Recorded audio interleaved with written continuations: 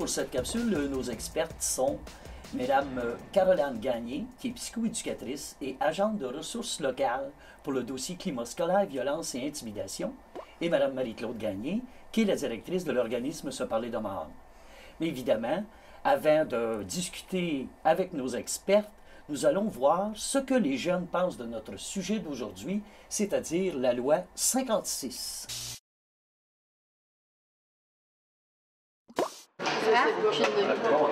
On le sait pas. Je sais pas. On sait pas. On sait pas. C'est quoi? Ça a-tu rapport avec l'intimidation? Oui, ça a-tu rapport avec l'intimidation? Je pense que la question est très bien posée. Parce que, en tout cas, le moins qu'on puisse dire, c'est que... Oh! Il y a une méconnaissance ou une non-connaissance qui me semble chez les jeunes de la loi 56. Fait que, Caroline, oui, sans qu'on rentre dans les détails, juste effleurer, c'est quoi, en gros, la loi 56? Eh bien, les jeunes y ont raison, en partie. Donc, c'est une loi qui vise à combattre et à prévenir l'intimidation dans nos écoles. C'est une loi qui explique aussi toutes les responsabilités, les devoirs des acteurs scolaires, des partenaires aussi, OK. en ce qui a trait à la violence et l'intimidation dans les écoles. D'accord. Et c'est une loi qui me semble pas tellement vieille. Non, effectivement, c'est une loi qui a été déposée à l'Assemblée nationale en juin 2012. OK. En février, pardon, 2012, puis qui a été adoptée en juin. En juin, oui. Exactement. Puis c'est une loi qui apporte certaines modifications sur une loi qui existait déjà, donc la loi sur l'instruction publique et sur la loi de l'enseignement privé. L'enseignement privé. Exactement. C'est ça. OK. Marie-Claude, cette loi-là, est-ce qu'elle est la même pour tout le monde ou si elle comporte des particularités régionales? Bien, au Québec, c'est la même pour tous. Par contre, de la manière que ça va se décliner dans un plan d'action qui est pris en charge par le directeur de l'école, qui est aussi adopté par le conseil d'établissement, qui est des parents des élèves qui fréquentent l'école. Là, à ce moment-là, c'est là qu'on va voir des distinctions, comment ils vont mettre en œuvre cette loi-là dans leur milieu. OK. Donc, les régions, les commissions scolaires ont une part, un petit rôle à jouer. Chacun à sa façon, à ses particularités régionales. Tout à fait. Vous avez parlé de parents, les parents qui ont leur rôle. Est-ce que, bon, en plus des parents, est-ce que les organismes communautaires, par exemple, qui œuvrent dans le secteur qui toucherait à l'intimidation, les gens du réseau de la santé ou même la police, est-ce qu'eux aussi ont un rôle à jouer dans cette loi-là?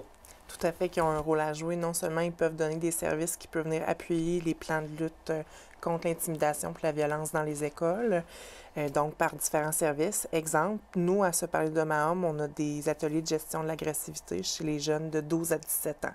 Fait qu'auprès des auteurs d'intimidation de violence, ça peut être un des outils qui serait utilisé par le plan. On va tout de suite aller voir, encore une fois, nos jeunes et la loi 56.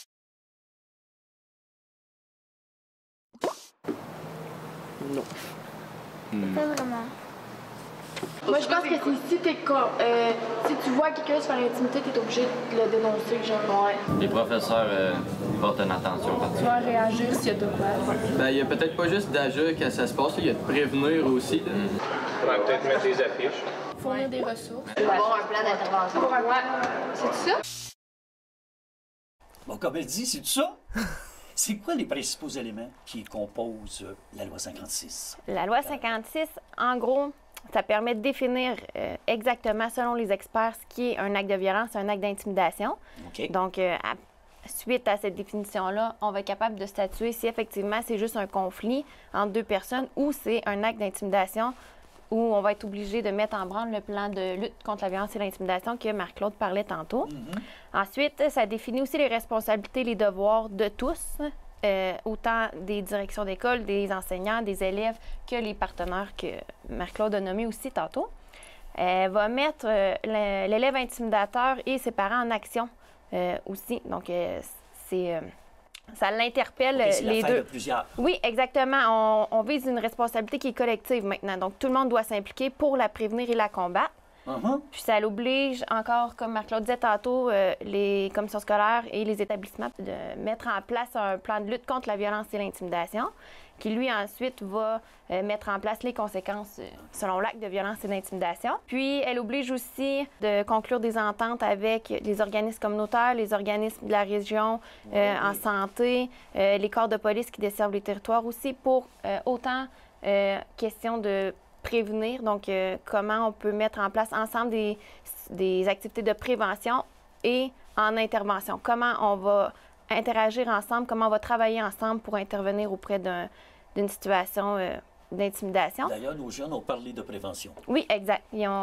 Ça a été très bien nommé. La prévention, c'est ce que vise principalement la loi 56. Donc, on voit qu'il y a beaucoup de concret, n'est-ce pas, Marie-Claude?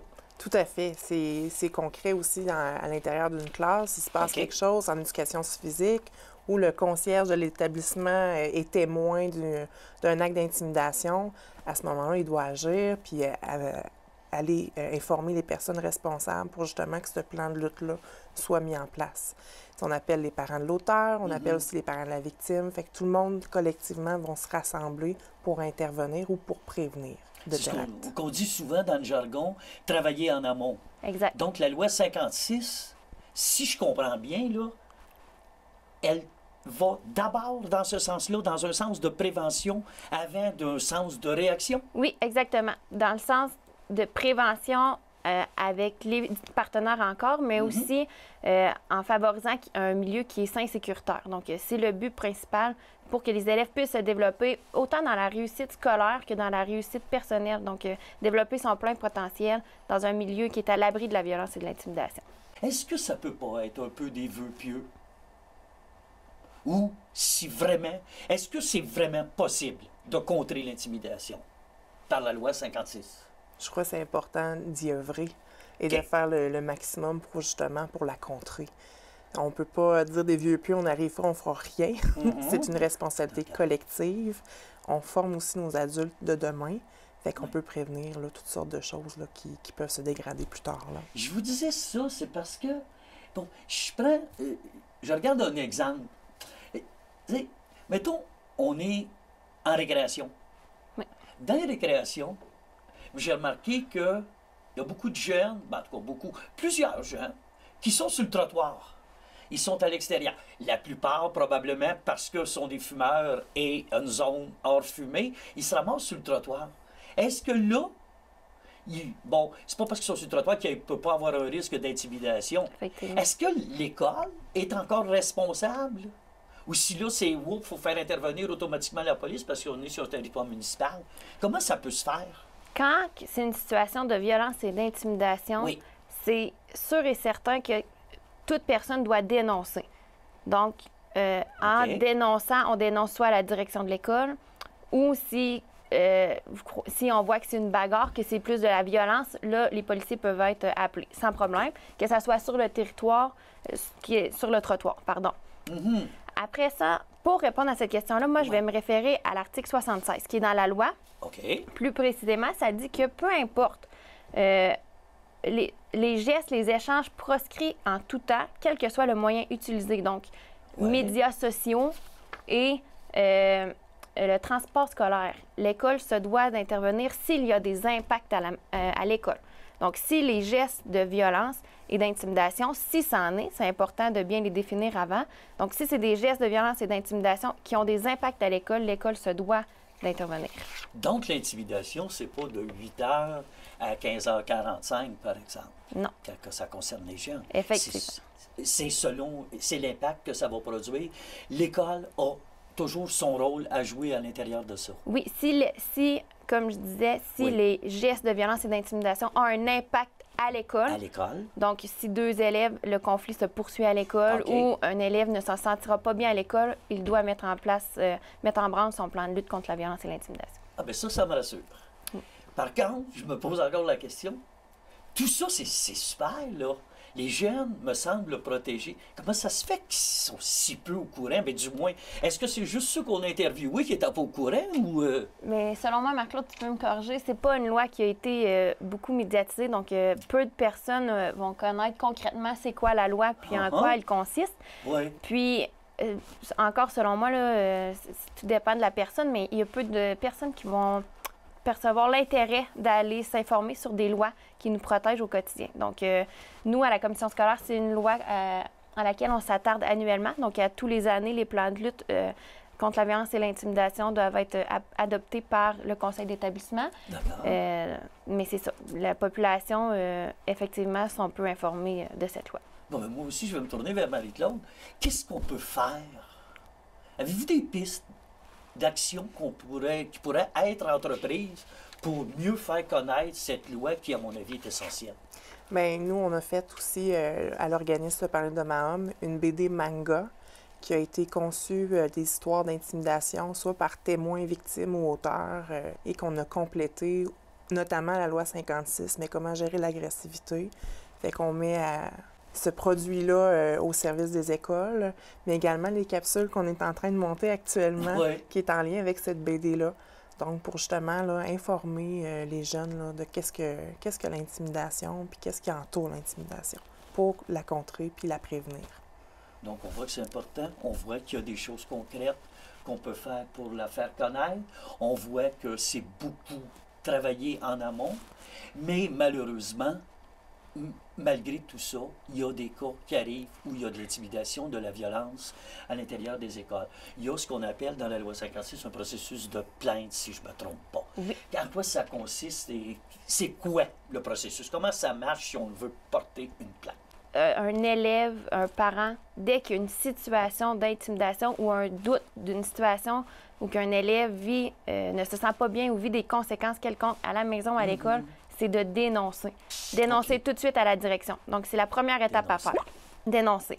Ensuite, la direction, l'équipe école va statuer, comme je disais, selon les définitions qui sont mises dans la loi, si c'est un acte d'intimidation, de la violence ou une situation de conflit.